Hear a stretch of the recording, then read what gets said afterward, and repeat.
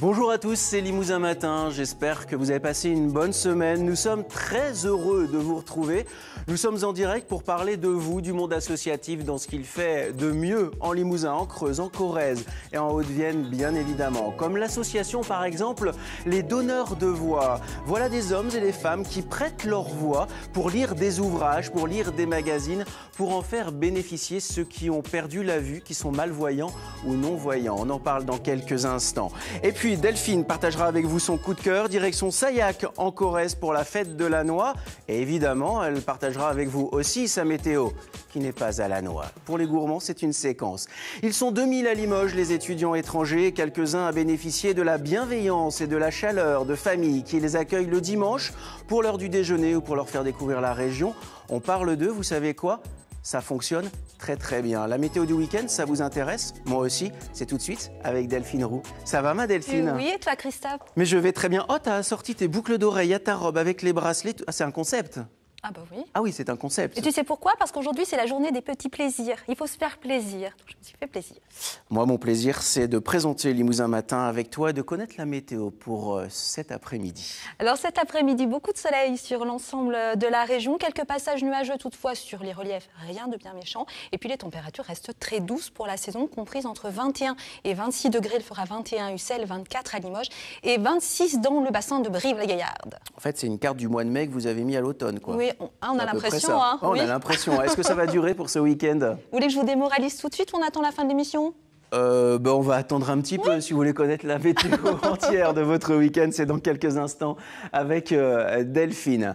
Voilà une belle association, l'association des donneurs de voix, des hommes et des femmes qui prêtent leur voix pour lire des ouvrages pour ceux qui sont malvoyants ou non-voyants. On en parle tout de suite avec la secrétaire de l'association, Luce Chaume, que j'ai le plaisir d'accueillir. Bonjour madame. Bonjour Christophe. Soyez le bienvenu sur le plateau de Limousin Matin. Autant vous dire que voilà, votre association a entièrement sa place ici. Présentez-nous la bibliothèque sonore. De quoi s'agit-il? Alors la bibliothèque sonore est une bibliothèque qui a été créée par les Lions Club et il y a 117 bibliothèques au niveau national.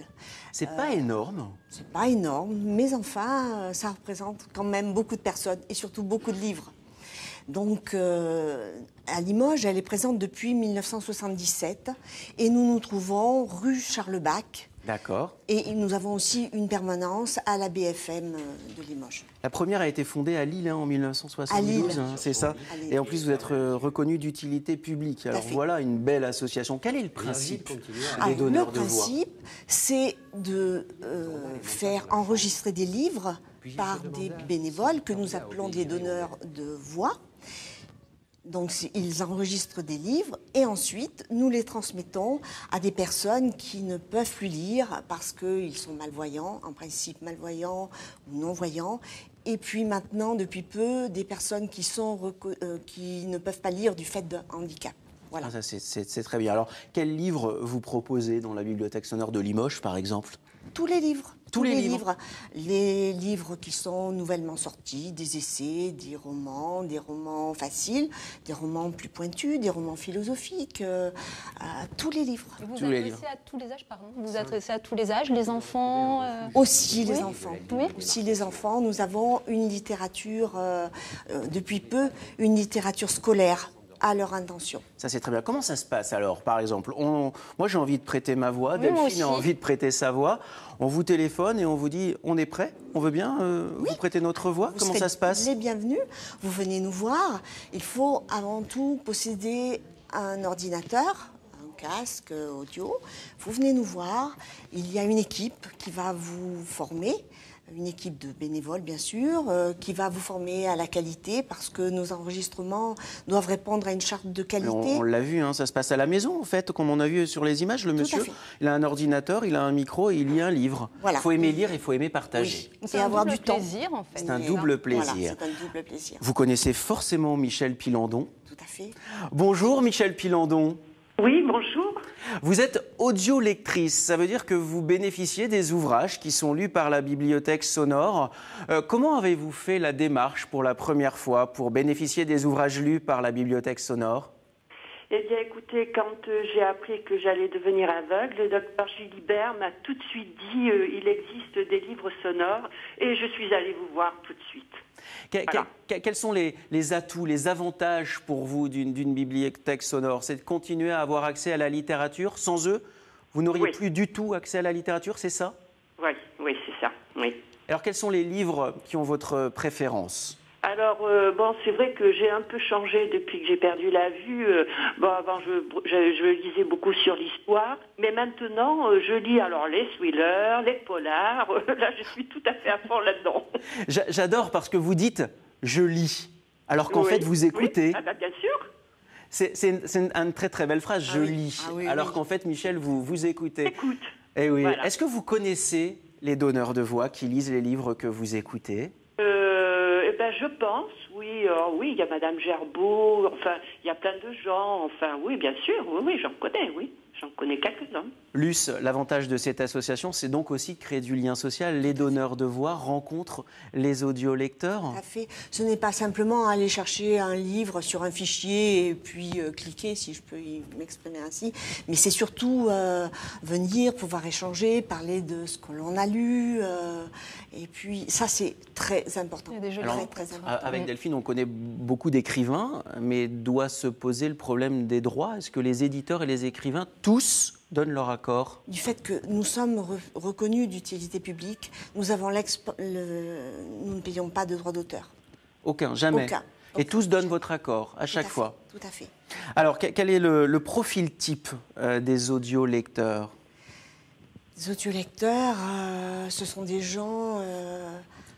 d'abord des gens formidables parce que c'est courageux de faire la démarche. Tout à fait. Ce n'est pas aussi facile que ça. Lorsque l'on perd la vue, parfois on n'a pas envie d'écouter, on ne peut pas écouter.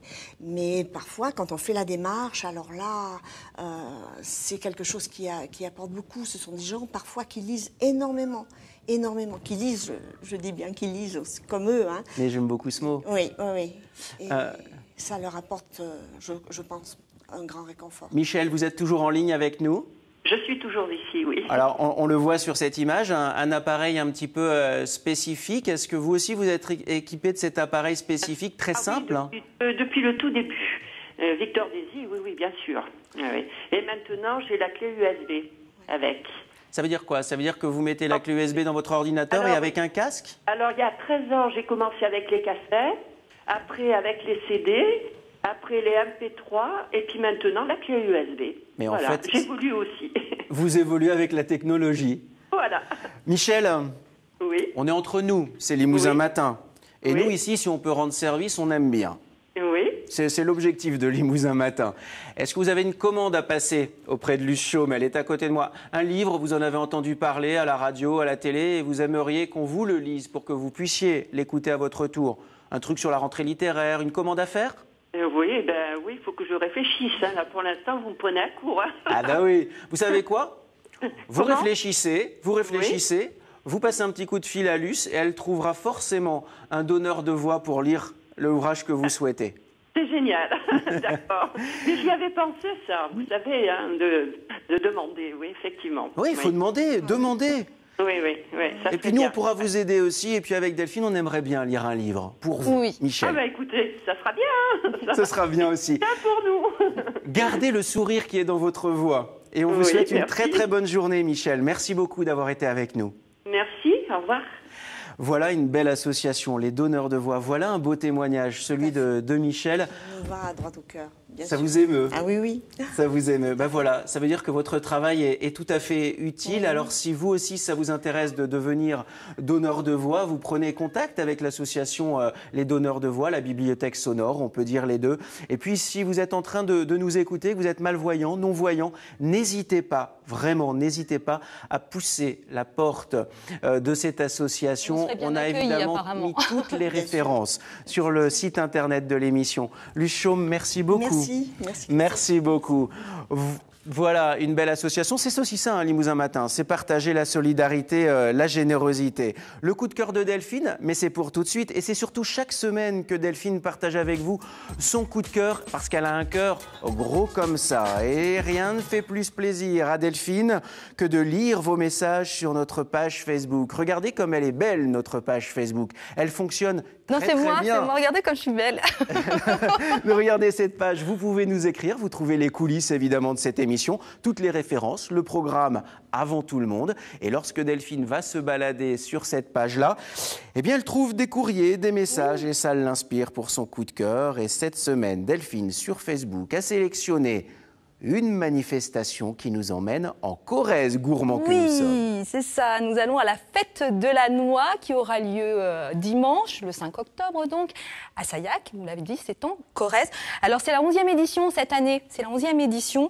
Et c'est l'association Les Amis de Sayac qui organise l'événement avec l'aide de la municipalité. Alors, vous avez dit que cet événement se déroulait à Sayac. Pour ceux qui sont un petit peu loin de cette région-là, ça se situe où? Je vais vous faire le GPS. C'est à 116 km de Limoges. GPS, c'est pas cette voie-là, hein, c'est encore 116 km. Tenez la droite. C'est ça. Donc 116 km de Limoges, 25 km de Brive. De Limoges, vous prenez l'autoroute A20, c'est la sortie 52. Alors pas de grosses perturbations à signaler. Attention toutefois au radar. Soyez prudents et respectez bien les limitations de vitesse.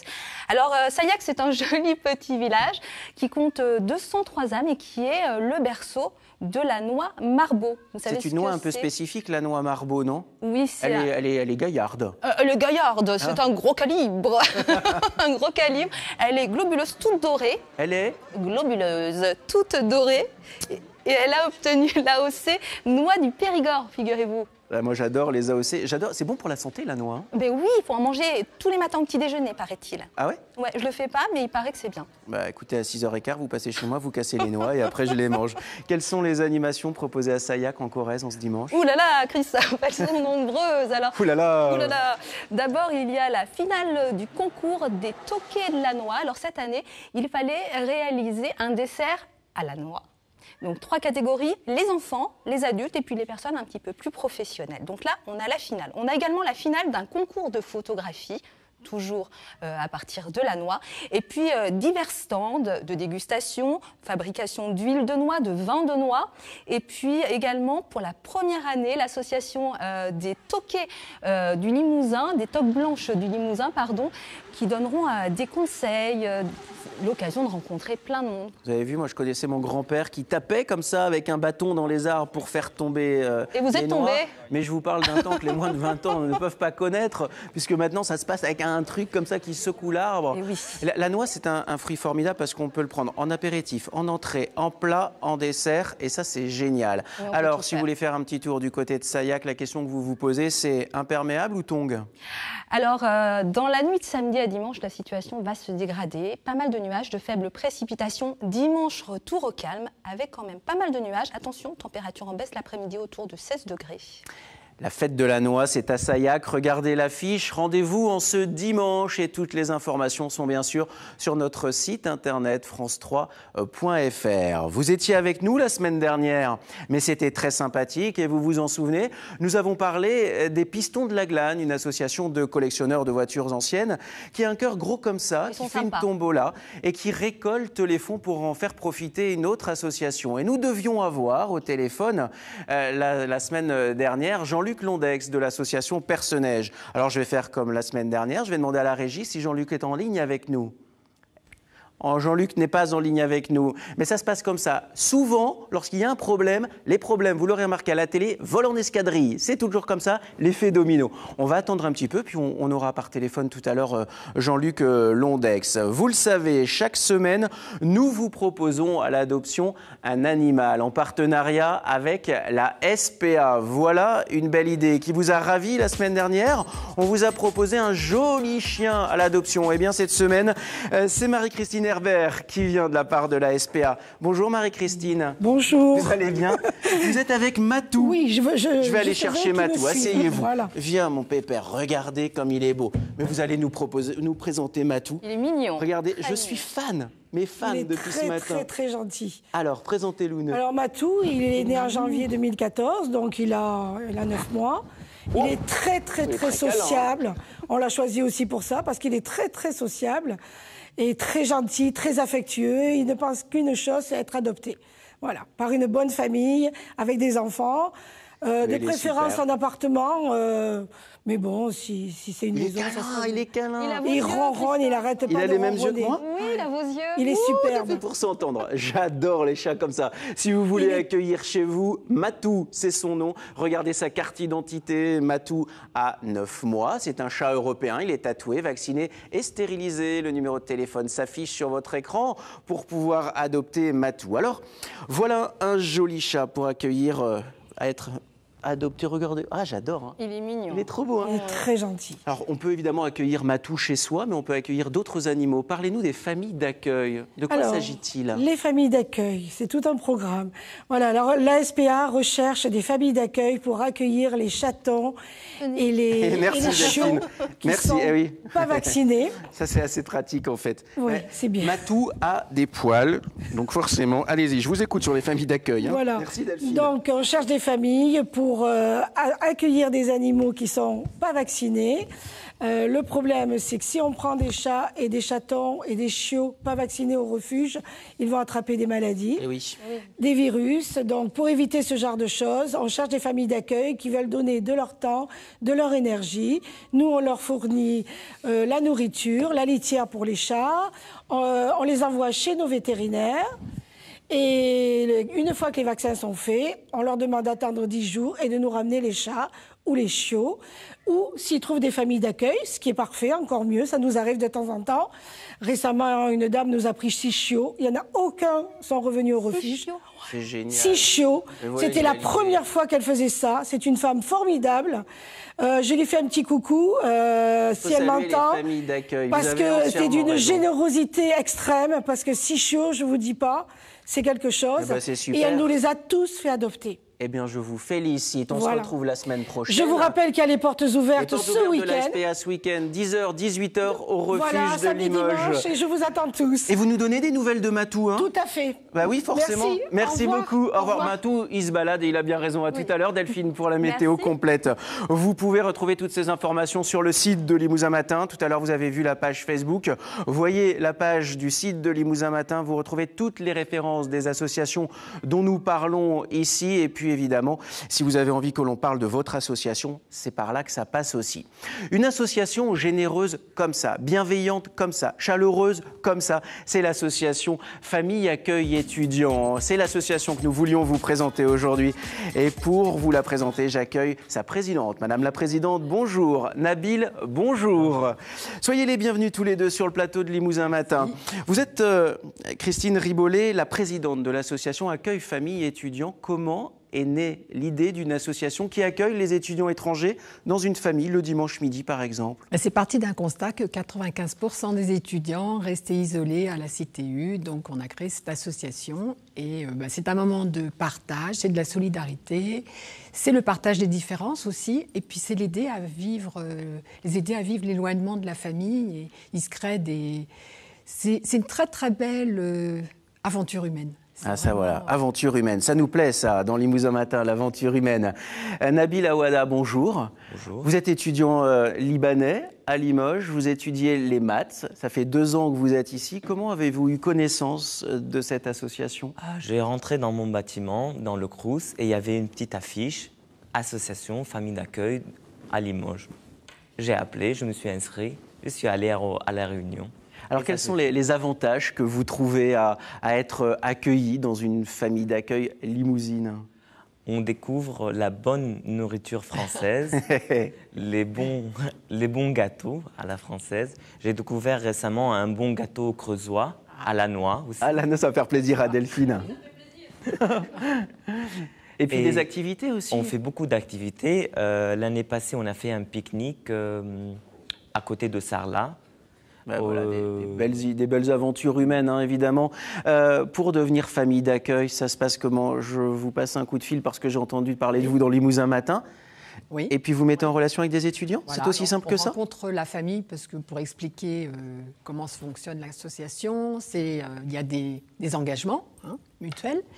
Et puis après, on les met en relation avec un étudiant en fonction de chacun, des goûts.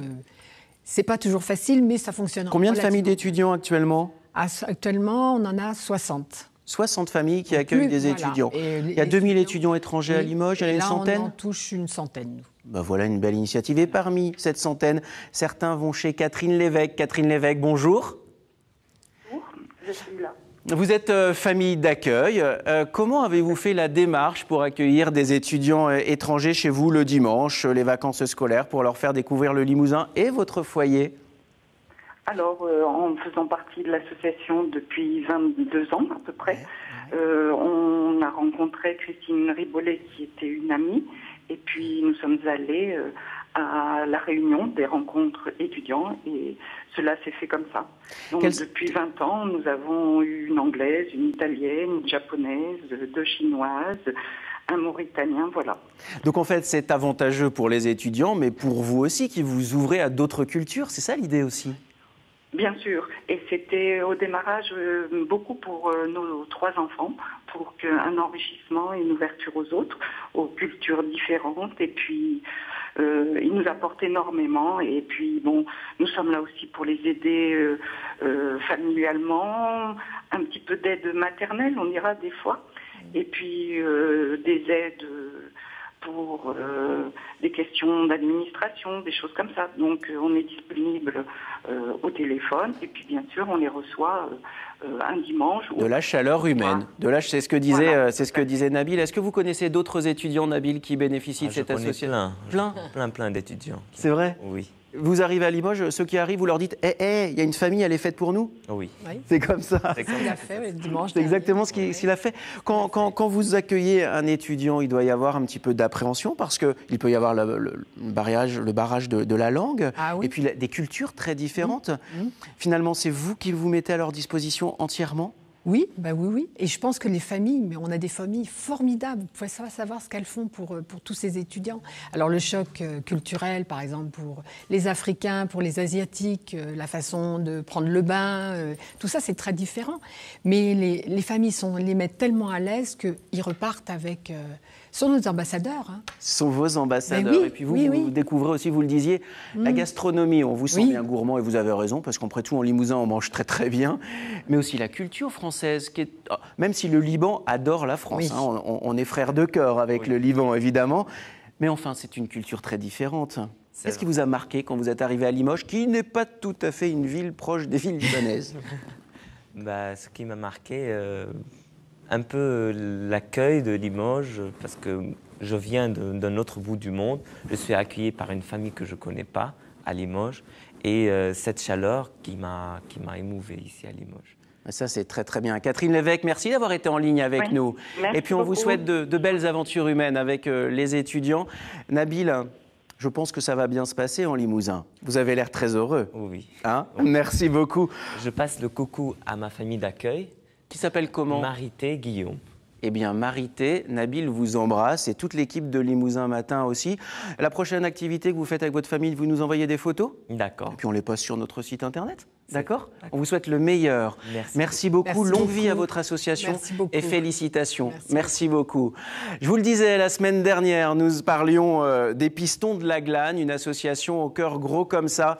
Et nous avons en téléphone enfin Jean-Luc Londex. Jean-Luc, bonjour. Ah oui, bonjour, je suis là. Non! Mais c'est un miracle! Vous êtes là! C'est un miracle, je suis là avec de très bonnes nouvelles, une semaine après la manifestation des Pistons de la Glane, effectivement. Oui, alors, comment ça s'est passé dimanche? Est-ce que vos pensionnaires de la maison Perce-Neige de Saint-Laurent-sur-Gorre ont pu se balader en voiture ancienne? Voilà, exactement. Donc je vais un petit peu me présenter là pour comprendre ce qui s'est passé dimanche dernier à Sériac. Donc je suis effectivement pour ma part accompagnant la maison Perce-Neige de à Saint-Laurent-sur-Gorre, la seule du Limousin. Voilà, la seule du Limousin. C'est une maison qui s'est ouverte aux personnes handicapées vieillissantes depuis septembre 2010. Voilà, donc en fait je suis moi-même intéressé par des activités en lien avec des véhicules anciens et j'ai souhaité concrétiser un partenariat avec l'association des Pistons de la Glane. Alors notre petit doigt nous a dit que ça s'était très très bien passé dimanche. Oui. Dites-moi, vous avez récolté des dons concrètement, qu'est-ce que vous allez faire avec les dons que vous avez récoltés? Alors tout à fait, au-delà des dons que nous avons récoltés, on a réussi un pari, celui de faire plaisir à nos résidents en leur proposant un tour en voiture ancienne, de faire un petit rallye touristique et en même temps de faire connaître l'association Perce-Neige. Voilà. En même temps, effectivement, nous avons récolté près de 2000 €, même un peu plus de 2000 € en dons. Vous savez ce que je vous propose, Jean-Luc? Dites-moi. Parce que c'est trop important ce que vous nous dites là. On prend rendez-vous et vous venez nous en parler sur ce plateau-là. Ben écoutez, ça sera avec grand plaisir. D'accord. Voilà, en tout cas, nous, cet argent va nous servir à améliorer le confort de nos résidents par des projets, par des vous venez tout nous raconter ici. Vous êtes d'accord? Je suis d'accord, avec grand plaisir. On prend rendez-vous et saluer les pensionnaires de la maison Perce-Neige de Saint-Laurent-sur-Gorre. À très bientôt sur le plateau de Limousin Matin. Delphine et la météo du week-end très rapidement. Ma Delphine, nous sommes très en retard. Alors samedi, dimanche, est-ce que ça s'améliore? Est-ce qu'il fait beau? Vite. Ça ne s'améliore pas, ça se dégrade samedi et dimanche. Ce sera plus frais dimanche, quelques précipitations dans la nuit de samedi à dimanche. Et ben voilà. Et oui. Et ben regardez, vous avez la carte, Delphine vous a tout dit, mais c'est parfait. Et puis dimanche, si vous avez envie de regarder la télé, n'oubliez pas Péché Gourmand avec Anna Lassagne. Et puis surtout, Cap Sud-Ouest aussi, sur Limoges. Regardez Péché Gourmand, c'est tous les dimanches à 11h30 avec Anna Lassagne et Éric Vigneron. Ah, c'est une recette un petit peu particulière dimanche. On ne peut pas tellement vous en dire plus. Il faut être au rendez-vous à 11h30 devant Péché Gourmand. Passez une excellente journée sur France 3. Dans quelques instants, Laurent Boyer. C'était Limousin Matin. Les dire partout que c'est ici que l'on parle de vous. Salut, ciao, bye bye, bonne fin de journée sur France 3.